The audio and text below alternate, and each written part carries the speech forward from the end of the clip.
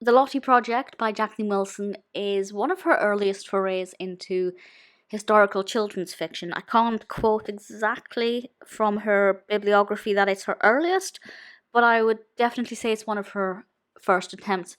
And for me, it's the one for which I have the fondest memories. Now, I have to say, I actually am not the biggest fan of her more recent historical stories, such as Emerald Star and Opal Plumstead. But I do love the Lottie Project. I have very fond memories of it. It was probably the thickest of her books that I'd read at the time, certainly the most in depth. And given the fact that it's all about Victorian children, it's one that fits in with what most primary school children will study at some point. I've studied the Victorian children because I've moved around several different schools. I've studied the Victorians in primary school 3, 4 times. And this is one book that I always liked to go back to when that was the case. This was actually published in 1997. I read it probably 1999, I think, when I was about 7. And I do remember thinking, this is quite a tough book to read. And that's from somebody who was, in the top reading groups. So I think it's for the 7 to 12 market, but I think it's probably more suited to the latter end of that. The narrative is wonderful, and don't worry, I won't spoil anything, so if you haven't read it, I'm not going to ruin the story. But it's all about a little girl called Charlie, who, according to Wikipedia, is 11. And like pretty much every Jacqueline Wilson protagonist, Charlie has a slightly troubled home life. And she escapes from that when they study the Victorian era at school. And she comes up with this character called Lottie. And I don't know if I realised it at the time, but obviously Lottie, Charlie's real name is Charlotte. Lottie is also a nickname for somebody called Charlotte. I'm not sure if I ever picked up on that as a child. But straight away you can see Charlie and Lottie. Lottie is her Victorian alter ego. And the book tells us Charlie's story, but it also tells us Lottie's story as a servant girl and the problems that Lottie has.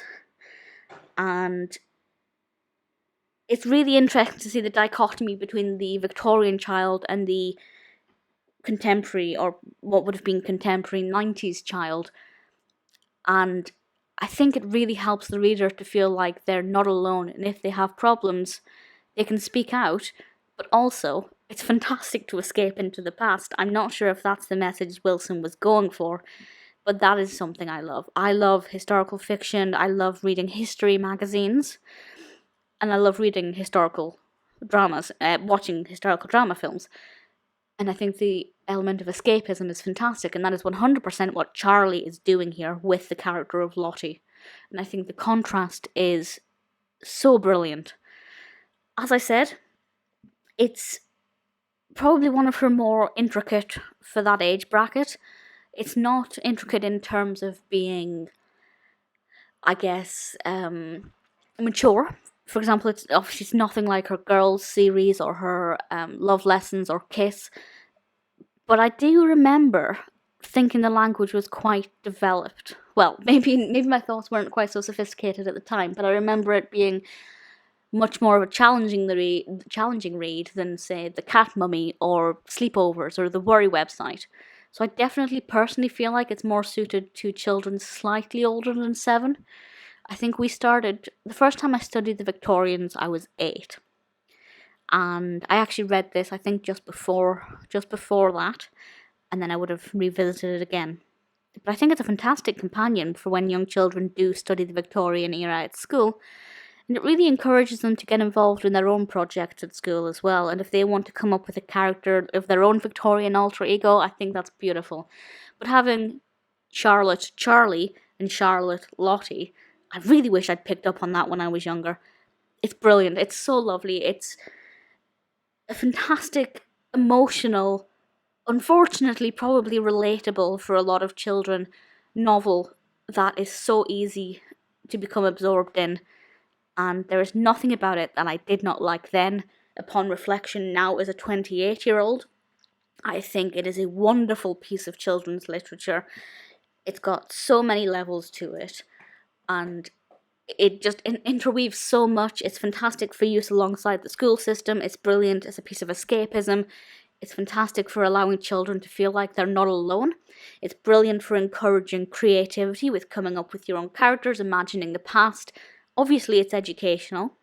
I can't, in memory, recall exactly if it's historically accurate, but it's not so intricate that it would need to be 100% accurate anyway. It's wonderful. As I said, I'm not the biggest fan of her more recent ones, her more recent historical fiction. I don't know if that's just because I'm older, but I do love her contemporary fiction still. And I cannot wait to read With Love, Frankie, or Love from Frankie, or just Love Frankie as it's called. The Lottie Project is beautiful, and it will always have a very special place in my heart.